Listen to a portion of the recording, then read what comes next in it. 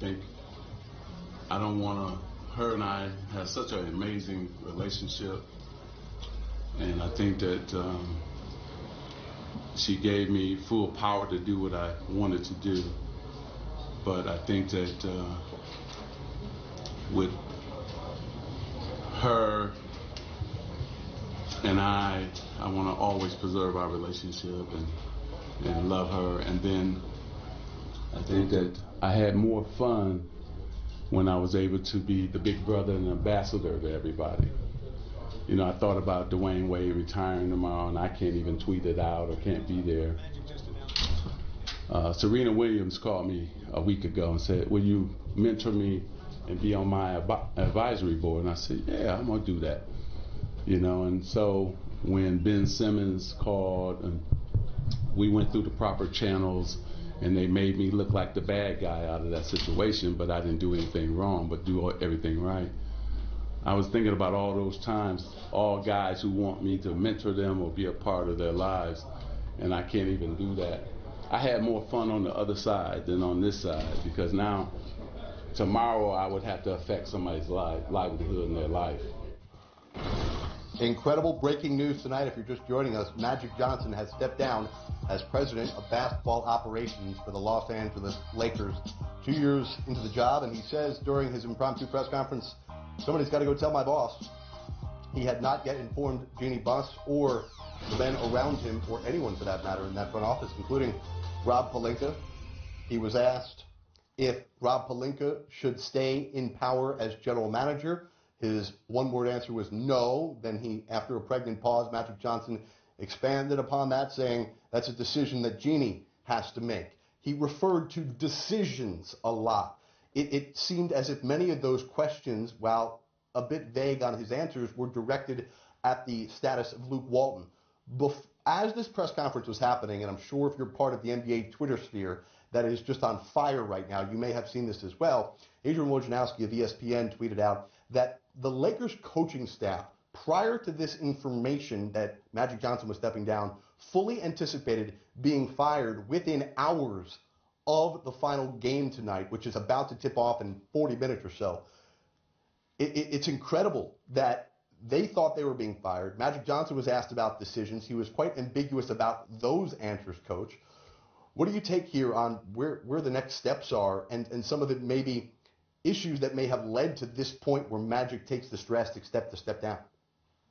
I interpreted Magic's statement about affecting someone's livelihood, et cetera, as saying, and he said, I already made my decision on that, was saying that I was going to fire Luke Walton, but I didn't want to do that because Jeannie has such a feeling for Luke and a respect for him, and therefore I would have been doing something that I knew that Jeannie would have been unhappy with, even though I had the power to do what I wanted to do, and therefore I'd rather step down and step away than have to make that type of a decision. That's how that part of it, how I interpret it.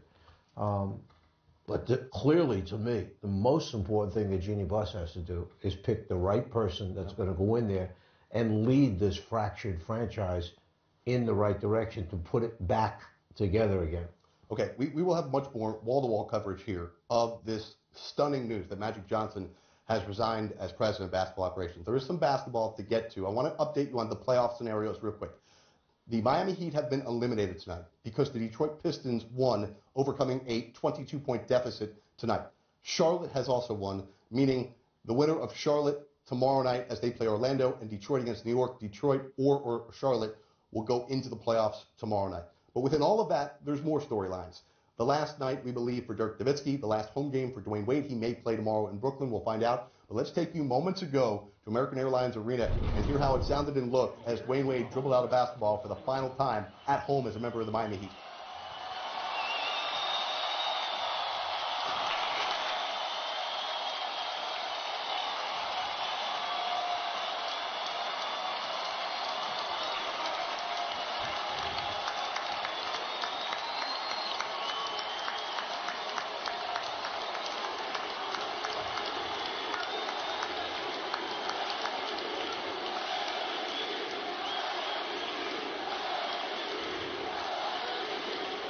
The only fitting way for this game to end for Dwayne Wade was with a Heat victory at home in his final game here at the American Airlines Arena.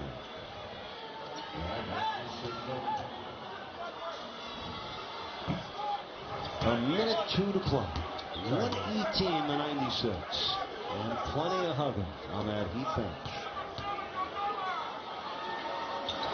Josh Richardson, who has missed 6 of the last 7 games, the Heat's top scorer this year. All right, so the Miami Heat do win tonight. And again, if you're just joining us live on NBA TV, we'll have much more on the breaking news story. Magic Johnson stepping down in moments. Let's talk playoffs here. The race for 8. There's 3 teams battling for 1 spot. Miami wins, but other things that happened tonight have officially eliminated Miami from playoff consideration. Here's Charlotte fighting for its playoff life. There's a guy that you know all too well there, Griff, Channing Frye. His final game, Kemba Walker and Charlotte, they need a win here. Jetty Osman spits out his mouthpiece at the free throw line. Griff, what's your guy doing here? Well, he was shaken by the Channing Frye retirement. But wasn't quite himself. What's the ruling there? Does anybody know? I bet he didn't put it back in. I hope not. That'd be gross. Kemba Walker put a lot of balls in the basket tonight. Kemba playing really, really well. Miles Bridges in the third quarter gets it over to Kemba from downtown. And Kemba has been carrying the franchise coach. Kemba's been carrying him. They've been getting really good performances from Jeremy Lamb coming off the bench. Yeah, no doubt about it. Lamb, see him here, knocks the ball away, and it's all alone. Hornets cruising, and they go on to win this one, 124 to 97. So Charlotte does its part. Now let's show you Detroit, who was just getting smacked around tonight. Blake Griffin did indeed start. He's been going through this knee pain for most of the game here. Go to the second quarter here. Pistons were down by as many as 22. They stormed all the way back. Andre Drummond, defense into offense. Wayne Ellington, no. But Drummond comes up with it, and Drummond in traffic goes up and in. So 8-point game after trailing by 22. Now Ish Smith, he closes out in the fourth quarter in a must-win game for Detroit. They come back, guys, and get the W. Well, we talked earlier, Detroit had no life whatsoever starting this game, and it did not seem like the type of energy you would play with in a meaningful game, in a critical game. And obviously, once Blake went to the bench, they found some sort of spark where everybody understood it was on them. In a weird way, maybe Blake going to the bench was a galvanizing factor. I think Ish Smith and Luke Kennard were the 2 guys that were on the floor at the time that the game turned around. Both of them were enormous in getting that momentum going. And then, boy, once they started making shots, it was like one after another knocking them down. One tonight shooting less than 40% from the floor, so they really found a way to gut one out in the fourth quarter. Blake Griffin went out with about 8:50 to go in the third quarter. Detroit was down by 19. That's when they went on that massive run. You have to wonder if Detroit even does make it into the playoffs, how much they will have available from Blake Griffin during this race here. Welcome back inside of our NBA TV studios. We are live. It is Game Time Live. Don't adjust your televisions. If you're looking for crunch time, Magic Johnson screwed that up for us. Sorry.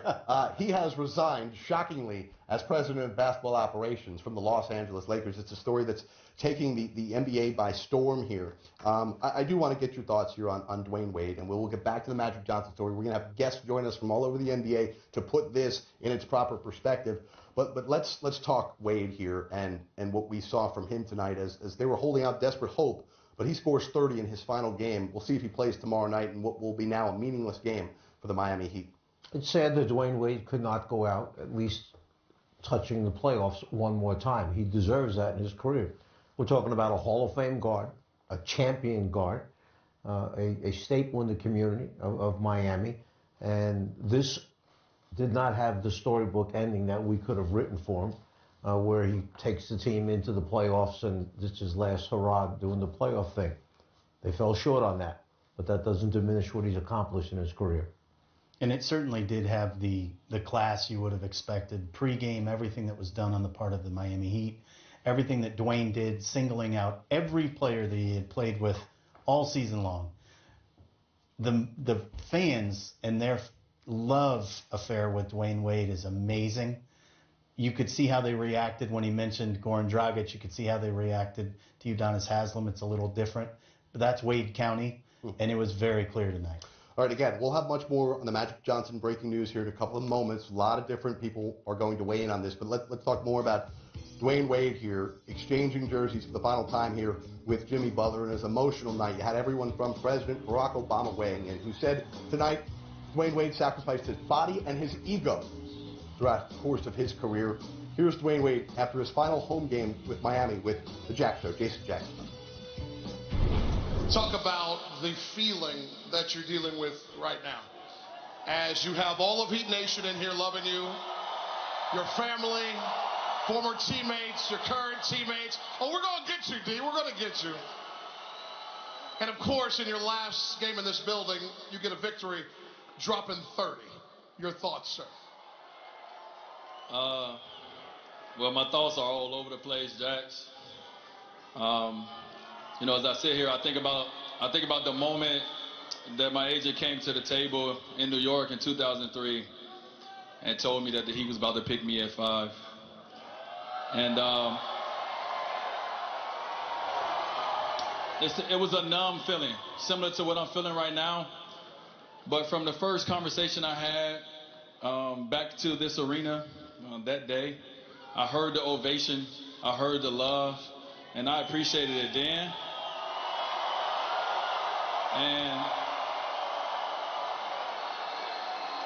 And I'm more than appreciated now, man. So I'm sitting here just the most thankful person in this state. How beautiful was it that you got to spend this time on this hardwood for the last time with the man you referred to before this game as your brother, Udonis Haslem? Yeah. Hey.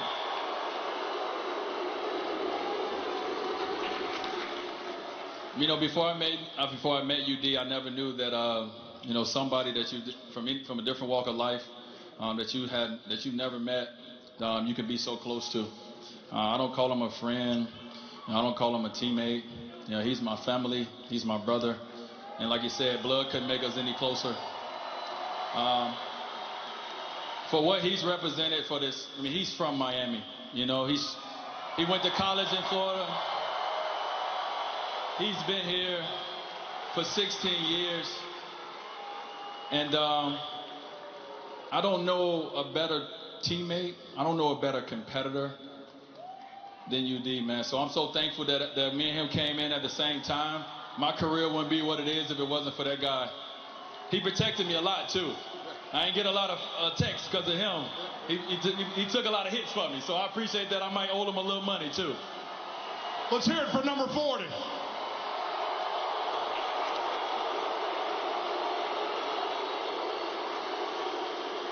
Dwayne, it is difficult to predict the future, but I know that there's one guy maybe that you might be eyeing from his last game.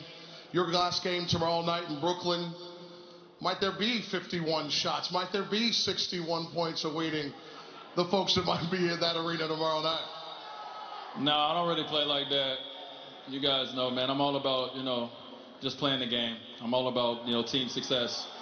You know, the nights in my career where I have 50 is because somebody pissed me off. But besides that, man, I just enjoy playing this game. To play this my last game on this floor, man.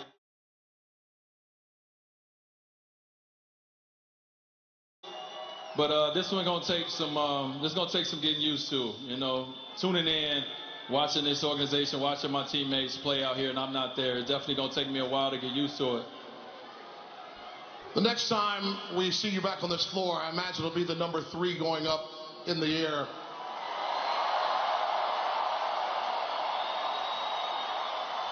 So kind of fill that time for us right now. You've got 20,000 of your closest friends there, probably millions there. One last word before you leave this hardwood at 601 Biscayne.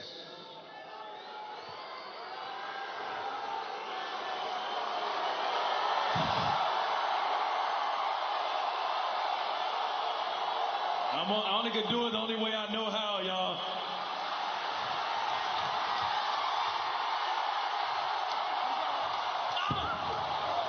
That was tragic. Let's try it again.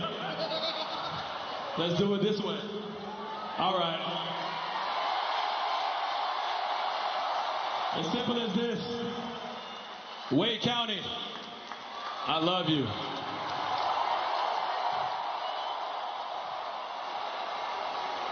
Luckily, I fall a lot. Dwayne Wade, everybody, one more time. The champion. The hero. Well, that was a bit scary with Dwayne Wade going down on the scorer's table. Thankfully, he's okay.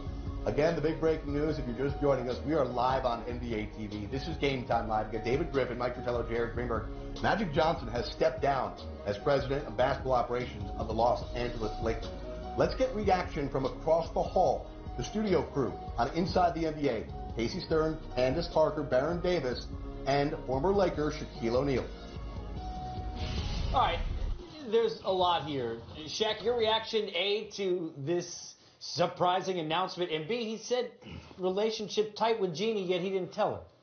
Yeah, I don't. There's a lot going on, so I can't speculate. I can't speak on it. However, I've never known Magic to walk away from something, so hopefully everything is okay. But I'm gonna go on the record and say this: there's a gentleman across the hall who is a born Laker, and he was general manager when I was there, and things didn't work out, and he kind of went away. I would like to see him get that job. A gentleman by the name of Jerry West.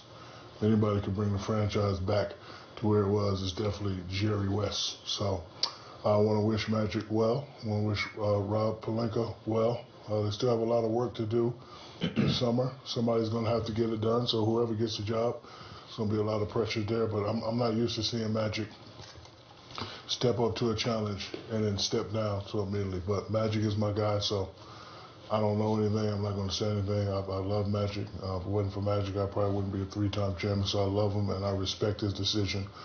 But the game and the business must go on. I would like them to take a look at Jerry West and give him the opportunity to come back and, finish what he started in '96 when he made the trade for Kobe Bryant with Charlotte, and also in the same trade brought me there. So I know he's with the Clippers now and he's doing well, but I would like to see him get that chance. So, but good luck to Magic, good luck to the Lakers. But when you live in LA like Candace and myself, we don't accept excuses. So whoever's going to get the job, you still got to get it done. LeBron was there to bring the glory back. So Magic's gone. They're going to be sad for a couple of days. But again, business must go on. And whoever's going to get the job, you got to get to work right away. And Jerry, of course, Jerry West did a great job with the Clippers in their growth. It seemed kind of abrupt, Candace. I think that's why we're all so surprised. Not a long period of time. The LeBron process was a 4-year process. Are you surprised that after a year we're here and Magic is done?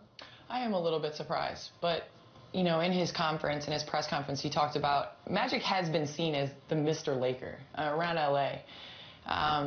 Has had his hand in different businesses in different ways. Dodgers, he's with the LA Sparks as well.